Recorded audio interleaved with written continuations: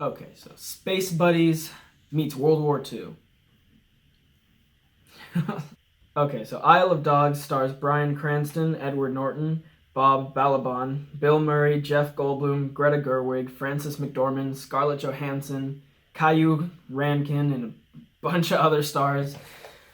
And this movie was really good. I mean, you could tell just even by the cast. We've just got an all-star cast of people playing a bunch of stop-motion dogs trapped on an island. This movie is about a boy who goes to an island filled with dogs to get his dog back.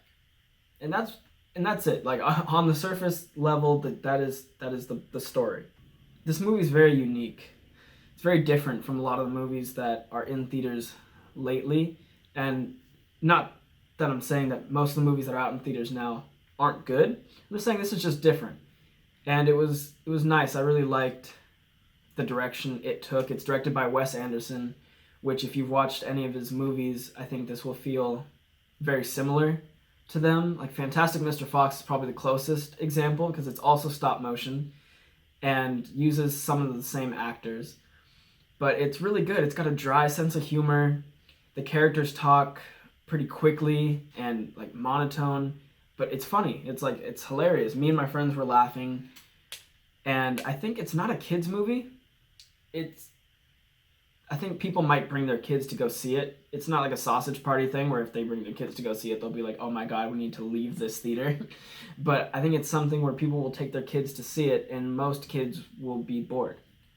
They'll be like, Mom, I don't want to watch this anymore. Like, unless they just really, really like dogs so much that in itself will keep them distracted the entire movie. But it's got political undertones in it. It heavily shifts in the second act, and you start to realize what this movie is really about. And you can look at it two different ways. You could either go to this movie and just expect just a comedy and be fine. You can watch this movie and just sit back and laugh and be amazed at how well it's directed. Or you can go in and really think about what's happening and say, oh wow, this is like this, or they're using this to show this in real life. And I thought that was really cool. I really liked that whole aspect of it. If I had any gripes about this movie, and let me preface this by saying that this is probably my favorite movie of this year. There's a problem that comes up in the third act that's introduced in the third act and is solved in the third act. And it happens very quickly. And I don't know if I disliked it that much, that choice, but it kind of threw me off guard when I first watched it, and I said it to myself, and the person next to me, I said, wow, that happened quick. Because it does. There's just, they wrap it up, and then the very end, it gives you some time, and they settle in to the ending that they wanted. But I think there's just some gray area in between that they rushed. So I think this movie as a whole is an adventure movie about friendship. Man's best friend. You got this relationship between a boy and a dog, which is so pure. It's a relationship that goes back just so many years.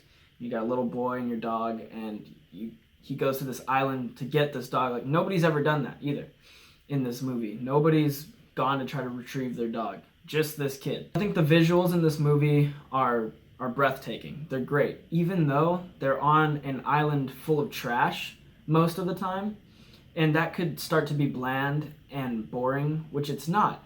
And I'm still trying to wrap my head around why it's not boring. You're like, it sucks that these dogs are there. It sucks. It makes you sad for them. So I think Bryan Cranston's character, Chief, let me tell you, he's a stray in this movie. And the relationship that he has with this boy is it's a perfect example of just how great the acting is in this movie. He's being a stray, has never really connected with a little boy like this before. And he knows he's supposed to like them. He's a dog, and he's like, dogs are supposed to like little boys, but I've never had a master. I don't like dealing with humans in this way. But when he has to work together with this boy and he's trying to help him find his dog, you can tell they understand each other. The boy understands Bryan Cranston's character as this dog.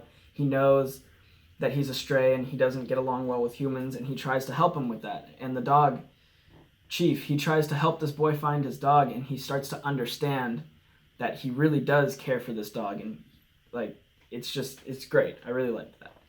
Okay, so my rating of Isle of Dogs. I would give this movie a 6 out of 6.